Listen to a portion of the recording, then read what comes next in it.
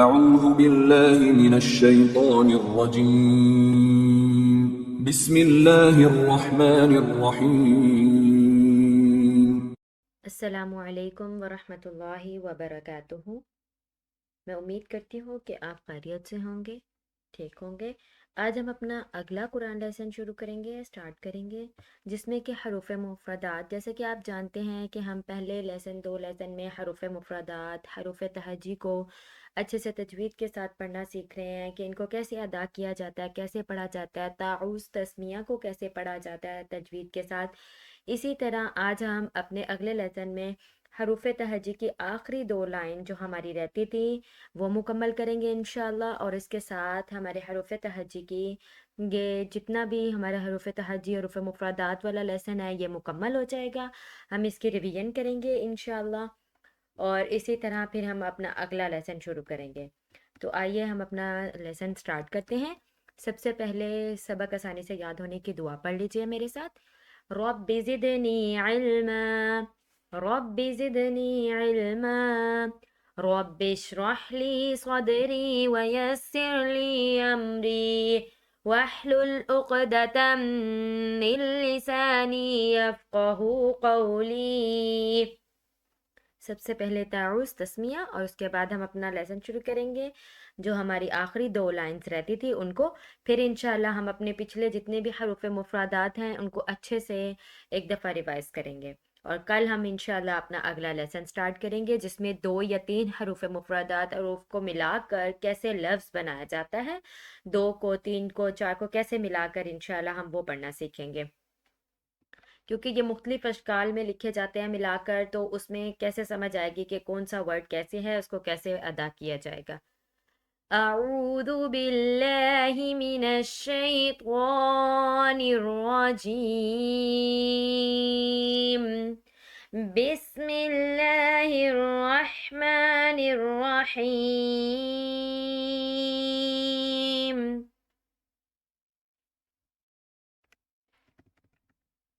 قاف، قاف کو موٹا کر کے ادا کیا جائے گا، منہ کو گول کر کے موٹا کر کے پڑھا جائے گا۔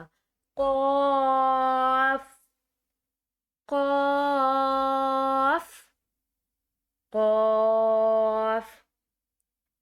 کیف، یہ قاف موٹا کر کے پڑھا جائے گا، اس کے نسبت یہ بھی کاف ہے لیکن اس کو باریک کر کے پڑھا جائے گا، یہ باریک کاف کہلائے گا۔ کیف، کیف، کیف۔ لام، لام، اپنی زبان کو اوپر والے دانتوں کے نیچے لگا کر منہ کو آپس میں جوڑ دیا جائے گا، اس طرح لام کو ادا کیا جائے گا۔ لام، لام۔ میم، میم، دونوں ہونٹوں کو آپس میں ملا کر میم کو ادا کیا جائے گا۔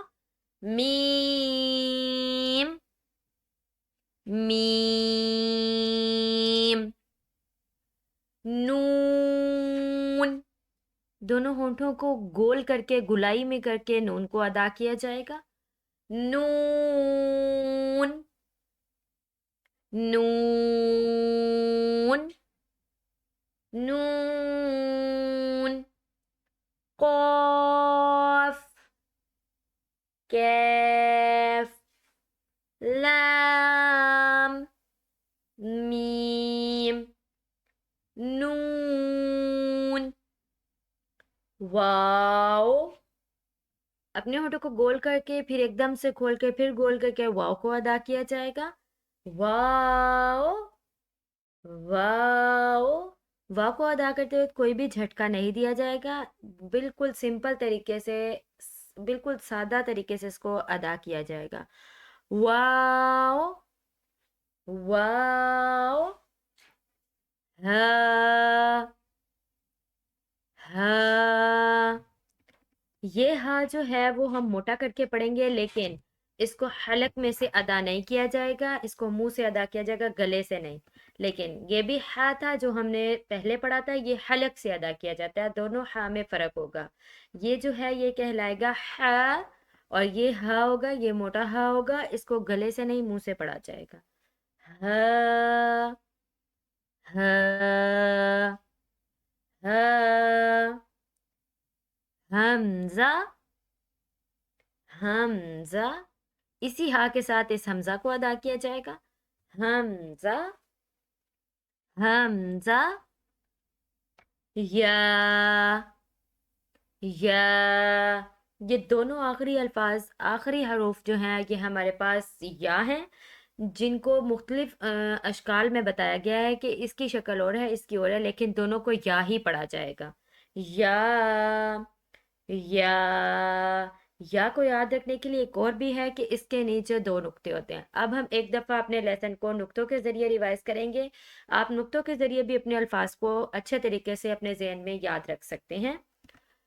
क़ाफ, कैफ, लाम, मीम, नून, वाव, हा, हमजा, या, या, अलिफ, अलिफ, बा, बा के नीचे एक नुक्ता होता है।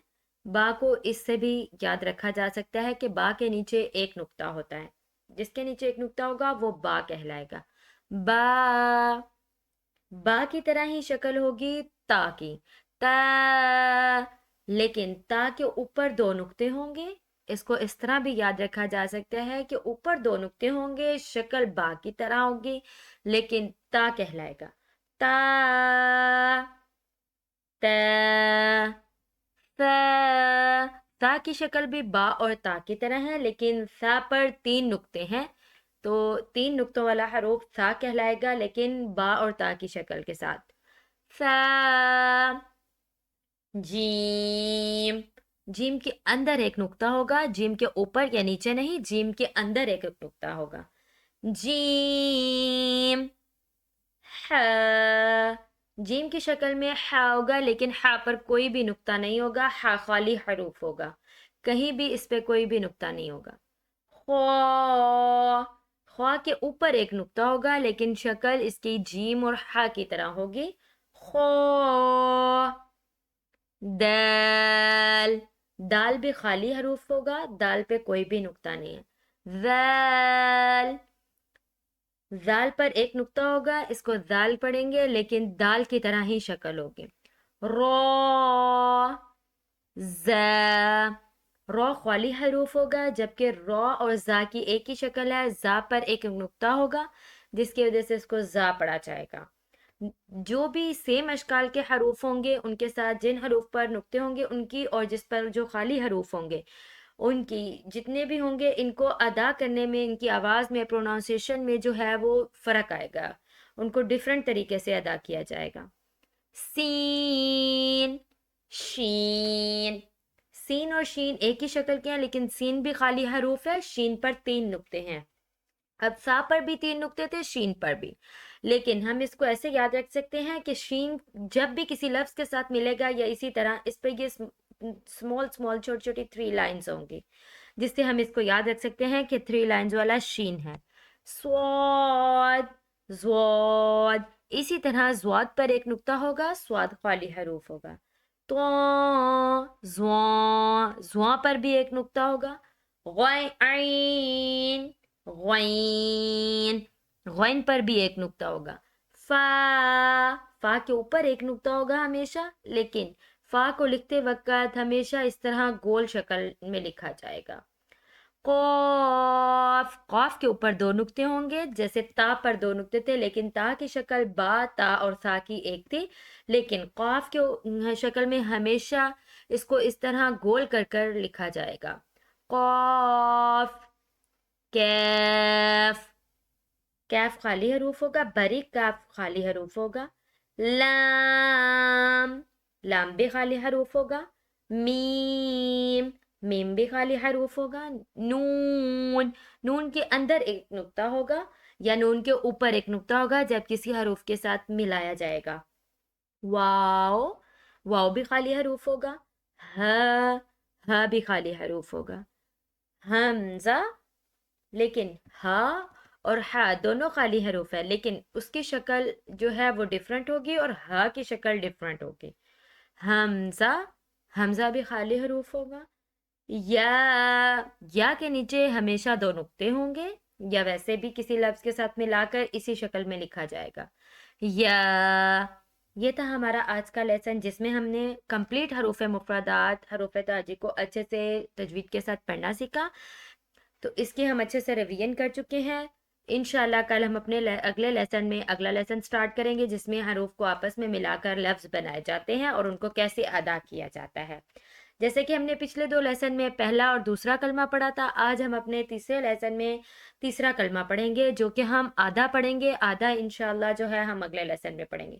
ہاف ہم آج پڑھ لیں گے، ہاف انشاءاللہ اگلے لیسن میں. تیسرا کلمہ تمجید. تمجید میں نے بزرگی بیان کرنا.